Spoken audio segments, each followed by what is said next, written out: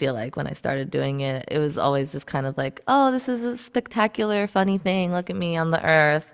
But the more that I do it, the more I realize just the importance and the weight of it. And I really do feel like it's a mirror for people to see me embodying the earth, and then, for them to also feel that connection and be like, oh, I'm the earth too. Like, oh, I can be like the earth, and I think that it brings a smile to people's faces. So it really gives me a lot of joy to kind of be this like silly, goofy, clowny, bouncy, rapping earth.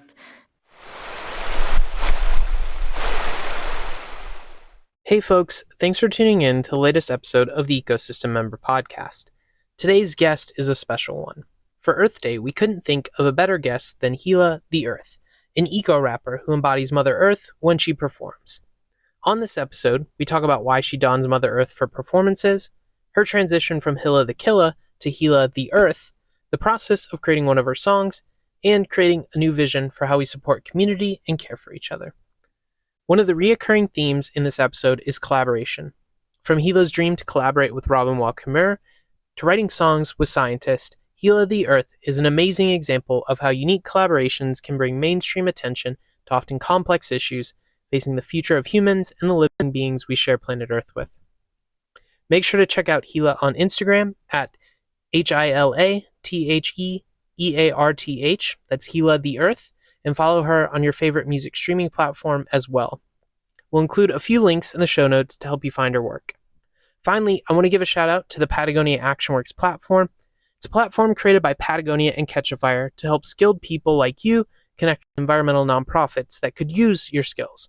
So if you're a designer, a lawyer, an accountant, a business strategist, a copywriter, literally almost any skill that you apply in your day job, you can use it to help a nonprofit doing amazing work. I've completed more than 15 projects over the past few years, and they are as rewarding for me as I hope they are for the nonprofits I'm working with. So if you want to do one thing in recognition of Earth Day, please visit the ActionWorks website and search for a project using your skills. In honor of Hila and my own appreciation of Robin Wall Kimmerer, I thought I'd share this quote from Braiding Sweetgrass before we get to the episode. "We can starve together or feast together. All flourishing is mutual."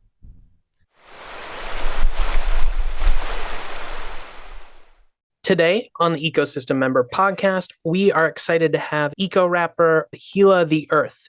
Thanks for joining us today. Thank you so much for having me. So first things first, how do you think about and define your relationship with nature or the more than human world?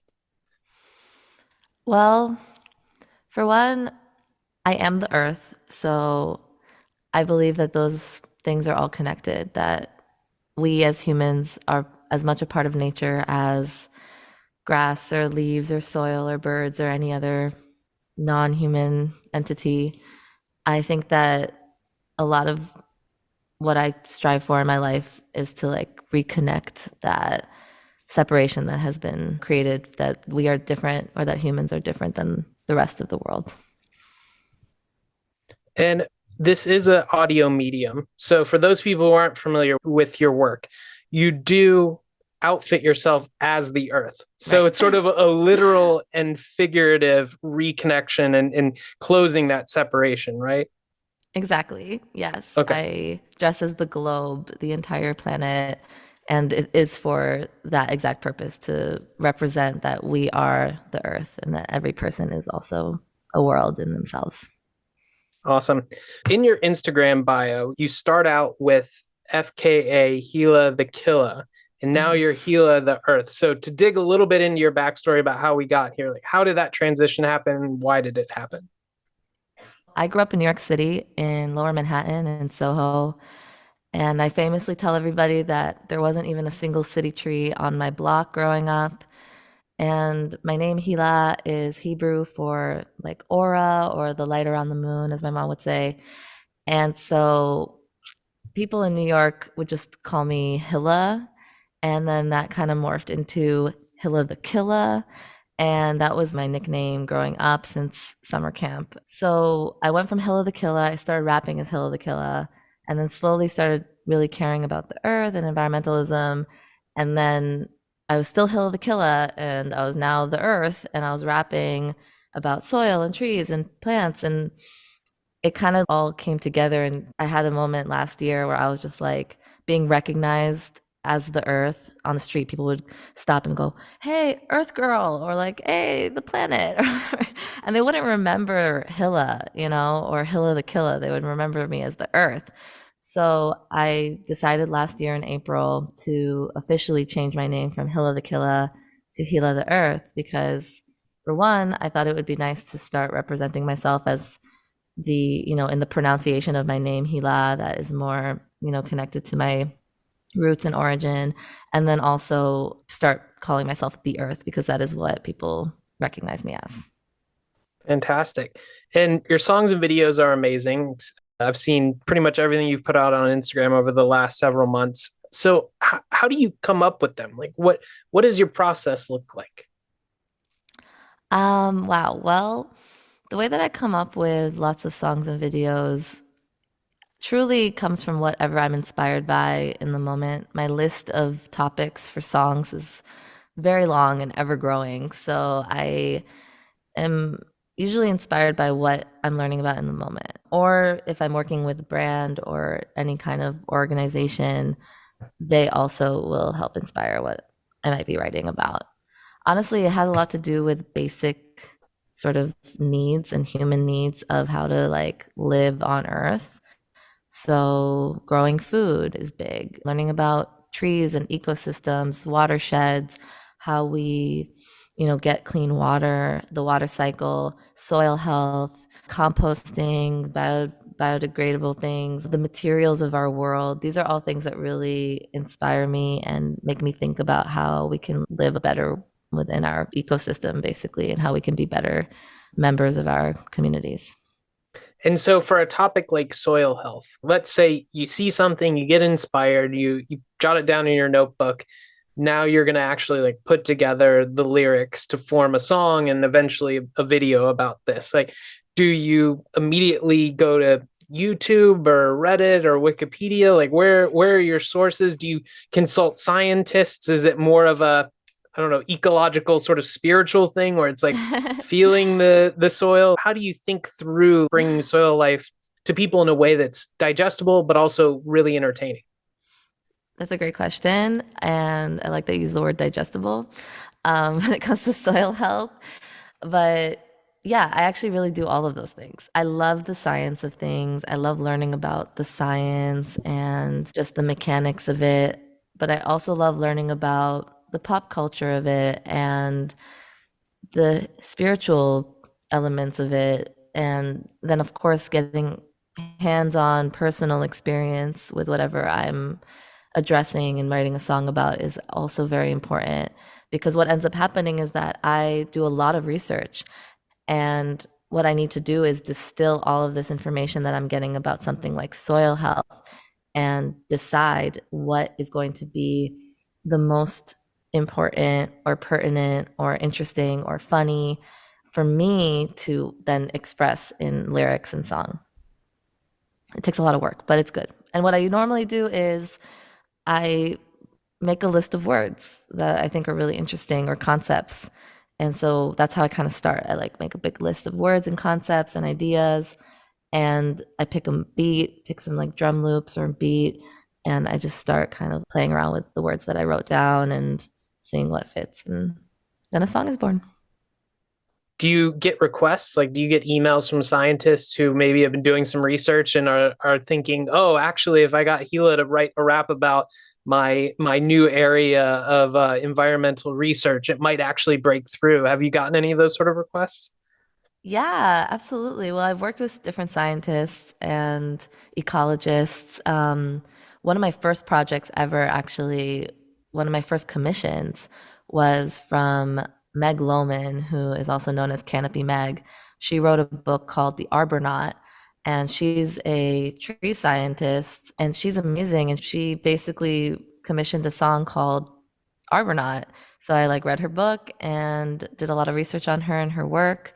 And I wrote a song, for the trees and for her. And that was a great collaboration. And then I also was reached out to by Canyonlands Research Center to write a song about biocrust.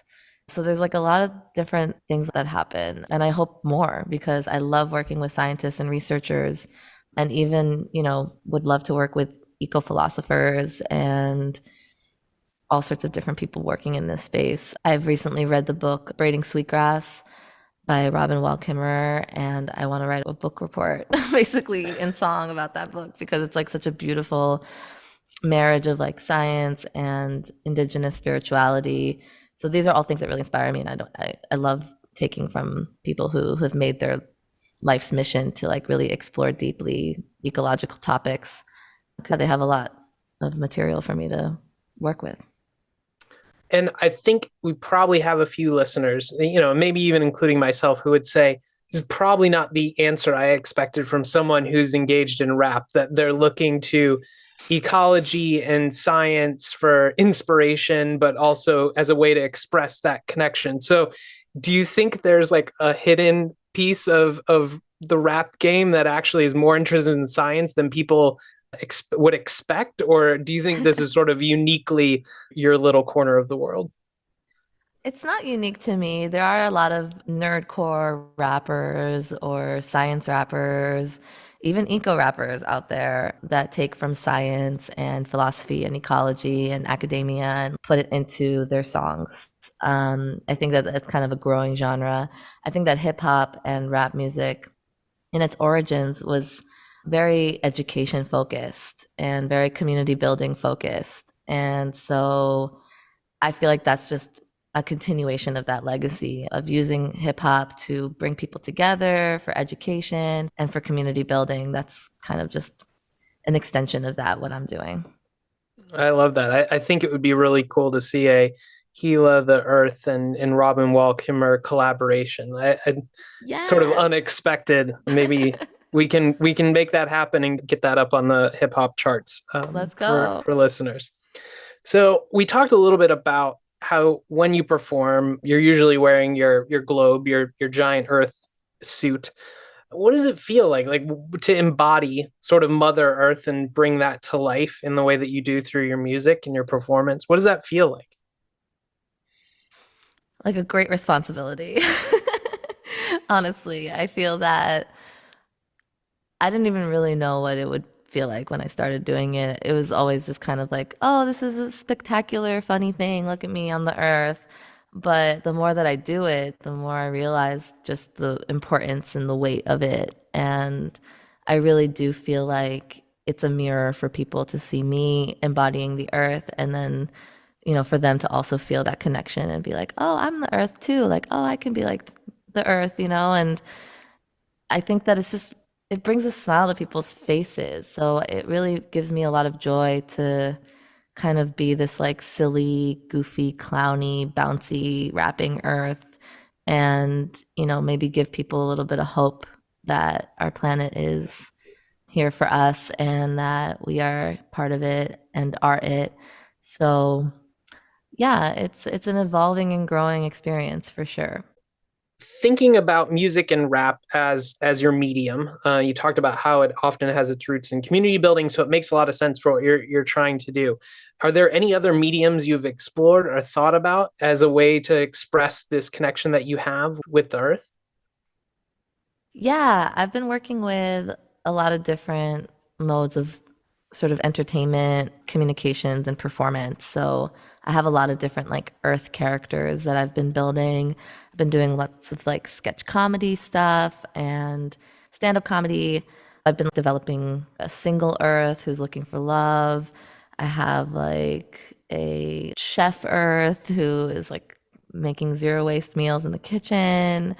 I just have a lot of different characters. I mean, a lot of I really love doing it through music and rap. I find it to be the most dynamic and animated and like easy to remember. But I also just love playing characters and clowning around. So there's a lot of different elements to the performance and what I'm doing, as well as like teaching about wellness and mental health and yeah, just helping myself and others potentially stay grounded and live their best lives. I think that's a big part of it. Yeah, I enjoy your Instagram stories about your trips to the farmers market. I think that's always good to remind people that some of this is very accessible. Like you can actually go and do that, and everyday people do that. It's not something that's, elitist or out of reach for some folks or for most folks. When you think about how you translate often this science or other health and wellness pieces into music, into these characters that you've created, what does that allow you to do in terms of a scientist publishing a white paper or academic paper, or a journalist reporting on a situation, reporting the facts? Like, by going through this route of music and comedy and social media, like, what does that do you think it enables you to do in terms of delivering that information? You said it before, accessibility. The more people that I can reach, the more people that have access to me, the better, because, we want everybody potentially on Earth to feel that connection to being on this planet and taking care of it and being taken care of by it. And so I think that the more ways that I can communicate to people and reach people is going to be just broadening the scope of who is feeling connected to me and who can feel like they understand what I'm saying. Another character that I totally forgot to mention was President Earth, who is running for president this election cycle in the United States. We are redesigning the flag. We are redesigning the entire political system over here. So Earth 2024 is definitely another stream of Earth content that I've been creating. And yeah, again, it's just to like reach as many people as possible. Fantastic. Yeah, it's an important election for both people and planet. To bring our conversation towards a close, are there any topics, or maybe it might be characters, that you want to think about it this way, that you want to tackle that you haven't quite tackled yet, that maybe we can look forward to seeing from Hila the Earth in the near future? Definitely lots of information and content around growing food and starting a garden, especially as it pertains to permaculture practices of interplanting, companion planting, and just making like a really healthy biodynamic garden. And things that I've really wanted to do, our economic ecosystem, capitalism, and just trying to find a different lens and a different vision for how we want to move forward as a society when it comes to taking care of each other, our community building, our housing, our education, our healthcare. This, of course, goes back to the whole President Earth thing, but it really does speak to a lot of the things that I care about, which is like, yes, we need to take care of the earth and we need to take care of our soils and lands and animals and trees, and all of that is so important. And to go back even to your first question, like that does not exclude human beings or have human beings on the outside of that. We are part of our ecosystem. We are the ecosystem. We are such a big part of it that, healing ourselves and healing our societies and the way that we interact with each other and care about each other is going to be the main priority because, yeah, I think we have a major, major healing to do. And it seems like, when you see the events of the world stage, how they are playing out, and even right now in this present moment, it feels like we are just going backwards drastically. And we need to, of course, halt the destruction, but also envision what is going to replace that, where we are going towards our healing, because I kind of imagine that, we want to provide housing for everybody, green housing, where everybody has access to land and be able to grow their own food and access to fresh, clean water. And we all understand how the water comes into our landscape and we all know how to protect it. And we all understand deeply what it is that gives us life. And we, collectively strive to protect that and offer that to our societies and our communities. So yeah, that's going to be a big part of my content moving forward is, learning and understanding and trying to express like a new vision for humanity on Earth. Awesome. I can't wait to see it. It sounds like you've got a fantastic vision, and maybe Hila the Earth or President Earth can sneak on the ballot in a few states before November. Yes, let's go. I love that. Awesome. Well, thanks so much for joining us today, Hila. I really appreciate it. And I definitely will encourage in our show notes to get everyone to follow your Instagram account, check you out on some of your other channels as well, because I think they can learn a lot, but also learn it in a way that's highly entertaining. Thank you so much, Rick. I've had such a lovely time talking to you.